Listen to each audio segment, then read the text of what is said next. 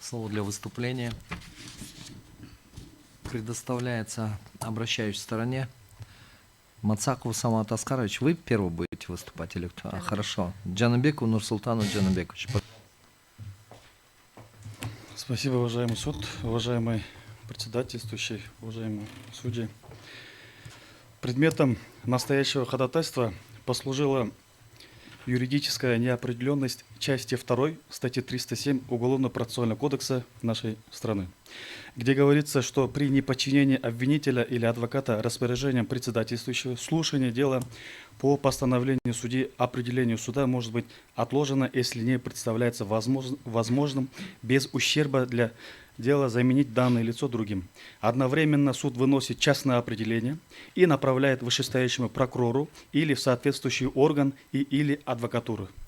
Поводом для обращения послужил случай вынесения частного определения со стороны судьи Октябрьского районного суда города Бишкек Кыргызской Республики Бегалиева Тилектеш Ишеналиевича о принятии мер в отношении адвоката Джанабекова Нурсултана Джанабековича вне судебного помещения, то есть не в ходе судебного заседания. Указанное частное определение было обжаловано в апелляционном порядке в Бишкекский городской суд города Бишкек Кыргызской Республики, где коллегия по уголовным делам и делам о правонарушениях в составе председательствующей судьи Динеева Мират Сагынбековича, судьи Бекташева Сюнбек Исраиловича и Алиева Авчи Мустафаевича, в свою очередь прекратила апелляционное производство, сославшись на отсутствие полномочий суда апелляционной инстанции согласно требованию норм статьи 416, 417 Уголовно-процессуального кодекса Кыргызской Республики. Тогда как в соответствии с пунктом 20 статьи 5 Уголовно-процессуального кодекса Кыргызской Республики частное определение решения, выносимое следственным судьей, судом, которым обращается внимание руководителей государственных органов, а также организаций, независимо от форм собственности и других должностных лиц на установленные по делу факту нарушения закона, требующие принятия мер. Согласно статье 64 Конституции Кыргызской Республики, организация и порядок деятельности адвокатуры как самоуправляемого профессионального сообщества адвокатов, а также права, обязанности ответственность адвокатов определяются законом. Конституционное закрепление положения адвокатуры Кыргызской Республики и адвоката отсылает на специальный закон. В пункте 3 части 3 статьи 8 прим. 1 Закона Кыргызской Республики об адвокатуре Кыргызской Республики и адвокатской деятельности говорится, что предметом рассмотрения комиссии по этике является обращение суда судьи, рассматривающего дело, представителем, защитником, по которому выступает адвокат в адрес комиссии. Соответственно, отсылочная норма Конституции нашей республики указывает на специальный закон, а закон говорит, что предметом рассмотрения жалобы на адвоката является обращение суда или судьи. В данном случае законодатель дал право к судье с письмом обратиться в адвокатуру Кыргызской Республики, в котором указать факты нарушения нормы этики со стороны адвоката и просить комиссию по этике адвокатуры Кыргызской Республики рассмотреть ответственность адвоката. Также нужно отметить, что согласно Конституции Кыргызской Республики место адвокатуры закреплено в главе 6 «Гарантии прав и свобод человека и гражданина». Это говорит о высоком статусе адвоката. В соответствии со статьей 408 Уголовно-процессуального кодекса Кыргызской Республики суд апелляционной инстанции проверяет по жалобам, представлениям законность, обоснованность и справедливость приговора, законность и обоснованность иного судебного акта суда первой инстанции, постановления следственной судьи. Однако, согласно требованию норм статьи 416, 417 Уголовно-процессуального кодекса Кыргызской Республики у апелляционной инстанции нет прав и полномочий рассматривать обжалованное частное определение. Тем не менее, часть 2 статьи 401 Уголовно-процессуального кодекса Кыргызской Республики предусматривает, что постановление о порядке исследования доказательств, об удовлетворении или отклонении ходатайств участников судебного разбирательства, о мерах по обеспечению порядка в зале судебного заседания и другие судебные решения, вынесенные в ходе судебного разбирательства, обжалуются в апелляционном порядке одновременно с обжалованием итогового судебного решения по делу, за исключением судебных решений, указанных в части 3 статьи 401 Уголовно-процессуального кодекса нашей республики.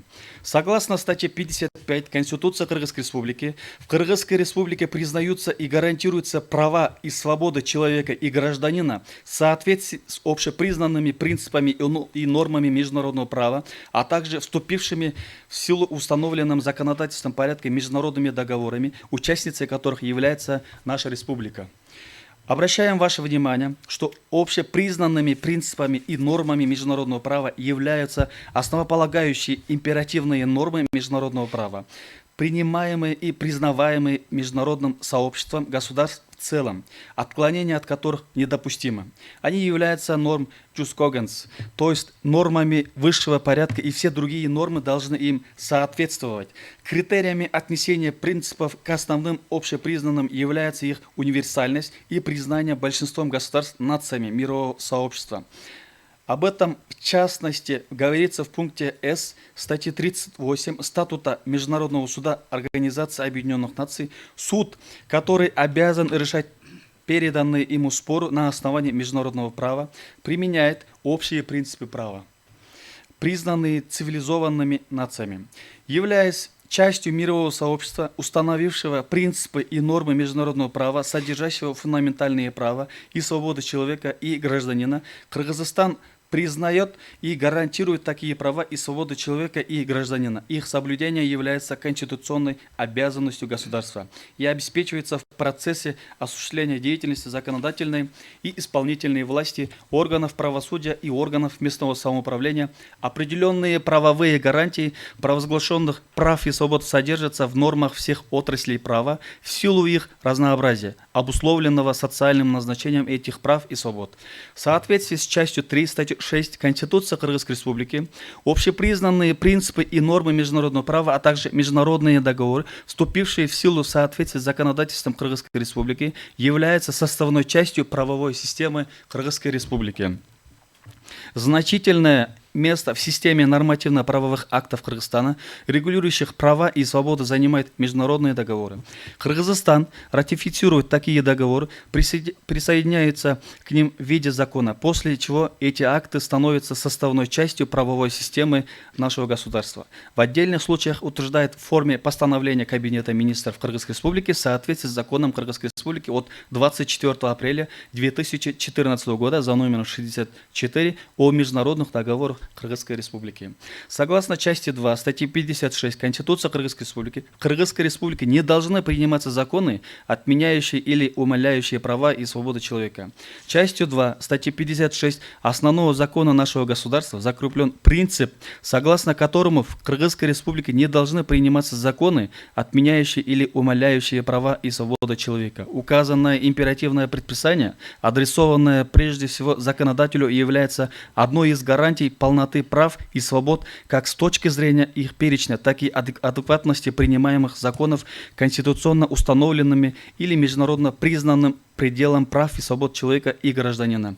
При этом отмена прав и свобод означает исключение конституционно закрепленного или общепризнанного права или свободы из конституционно-правового статуса человека, а их умаление рассматривается в разрезе с уменьшением материального содержания прав и свобод, сужением их пределов, как они зафиксированы в Конституции Кыргызской Республики и международных пактах, а также минимизация гарантий прав и свобод, в том числе в результате государственного предпочтения одной группы прав в ущерб другим правам. Здесь различие состоит в том, что отмена подразумевает отрицание самой возможности права, официальный отказ от права, а умаление же представляет собой явление, когда право не отменяется, но его гарантированный объем снижается вплоть до полного обнуления вследствие нормативного регулированием. В этом аспекте конкретизация отдельных конституционных положений и ввод различных моделей правового регулирования, в том числе в соответствии с новыми социальными реалиями, прерогатива законодателя. Изменения в законодательстве в части возможных юридических конструкций, реализация прав и свобод – объективный процесс, отражающий как юридические аспекты этого вопроса, так и материальные условия жизни общества. Законодатель обладает свободой усмотрения в определении объема, порядка, правовых оснований, механизма и условий осуществления защиты прав и свобод, а также лиц, на которых данная защита распространяется.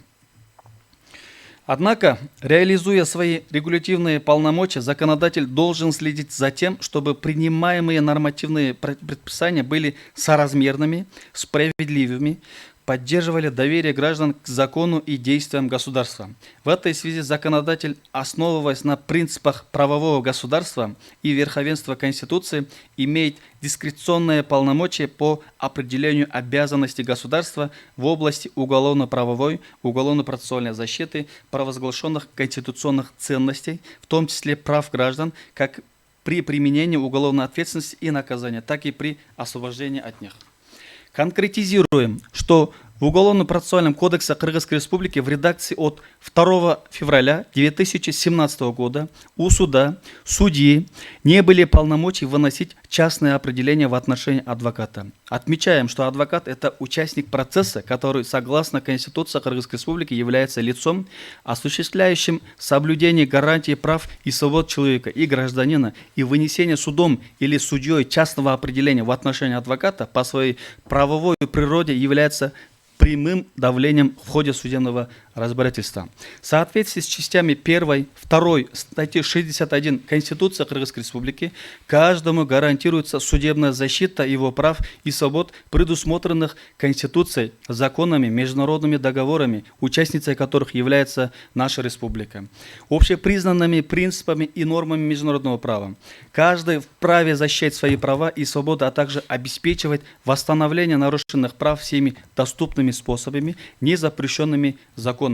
Согласно частями 4, 5 статьи 100 Конституции Кыргызской Республики, отмена, изменение или приостановление судебного решения осуществляется судом в установленном законном порядке. Процессуальные права участников судебного процесса, а также права лиц, чьи права и интересы были затронуты решениями судов, в том числе право на обжалование решений, приговоров, а также порядок их осуществления определяется законом.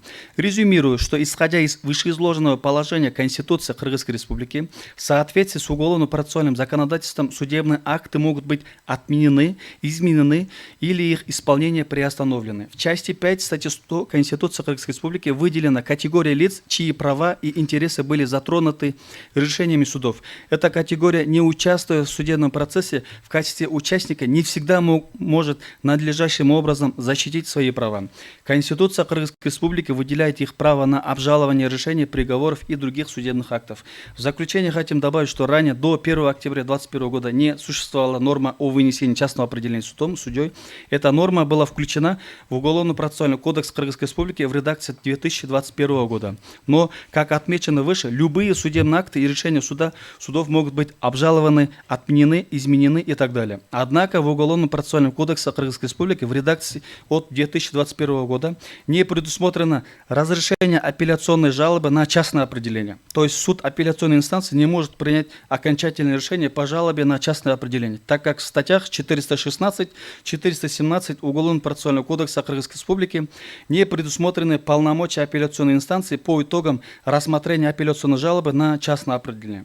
Также обращаем ваше внимание на тот факт, что включенная норма части 2 статьи 307 Уголовно-процессуального кодекса Кыргызской Республики противоречит Конституции Кыргызской Республики, а закон Кыргызской Республики об адвокатуре Кыргызской Республики и адвокатской деятельности прямо отсылает на письмо обращения судьи суда. Таким образом, это нарушает права адвоката. К примеру, адвокат может быть испуган или напуган угрозами судьи, суда, где суд может пригрозить вынесением частного определения.